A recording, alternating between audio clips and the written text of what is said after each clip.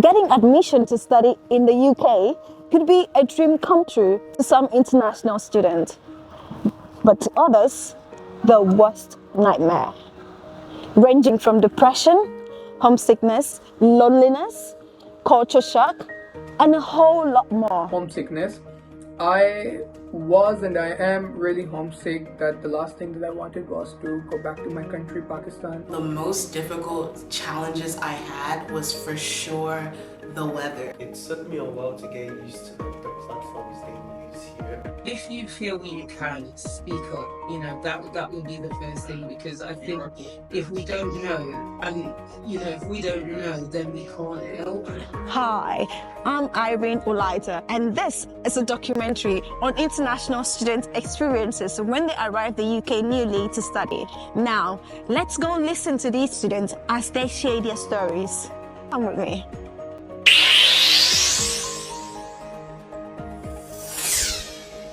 So, tell us about you. Who are you? What's your name? Where are you from?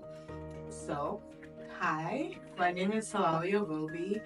I am 20 years old and I am from the United States, if you could hear the accent. I'm from Maryland, the DMV area. But yeah, that's me. Oh, amazing. So, how did you feel when you first found out that you got admitted to study in the University of Greenwich? So, I was very overwhelmed, like in a good way.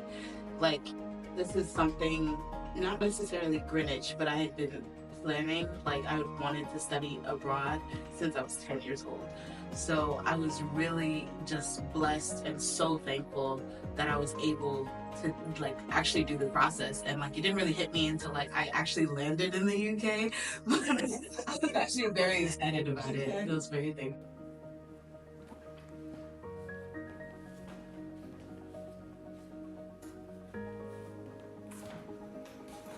Hi. Thanks for coming. Let's go again. First of all, tell us, who are you? Where are you from? Tell us everything we need to know about you. Okay, I'm David. Obviously. Yeah, obviously.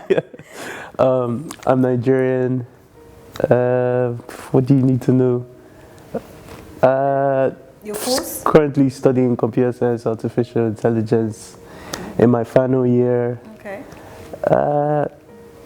Yeah, that's about it, right? Like. Amazing. So how did you feel when you found out you got your admission to study here at the University of Greenwich? I was excited because of the course I got admitted into, and I've always been curious about what it would be like living in London as well. So yeah, it was nice. So I've lived in Macmillan, I've lived in Daniel Defoe, and I've lived in Cutty Sark. And near every single accommodation, it's really nice. There's a station right there for the train, so it's always easy to access. Central London, Northern London, Southern London. It's just so easy. I would say I really didn't struggle too much with it. And usually if you couldn't find a train, there was a bus or there was some other options. Ubers over here are a lot cheaper than they are in the United States. So that was really nice.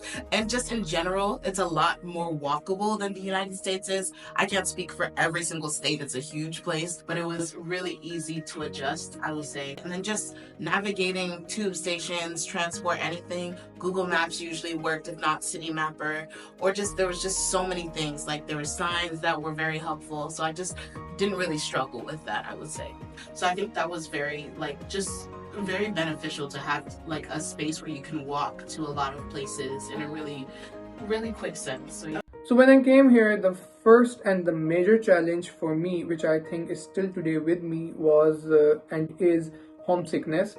I was and I am really homesick that the last thing that I wanted was to go back to my country, Pakistan, and spend time there and just relax there. Because of this homesickness, I traveled back and forth to my country like after every 2 months. I used to go back and then spend 2 months there, then 2 months here.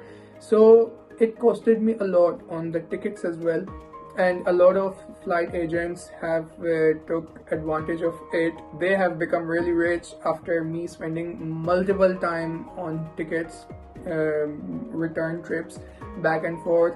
And the immigration would also sometimes question me that why I'm traveling so much, why do I have so much stamps of London and Islamabad on my passport.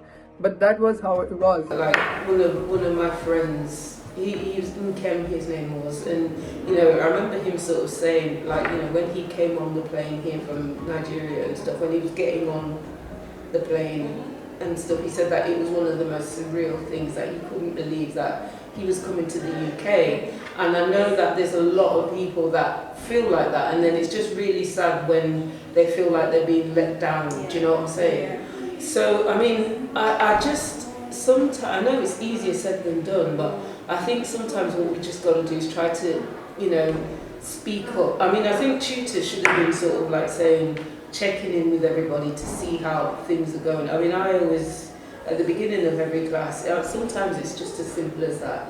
How is everybody doing? Are we all okay? You know,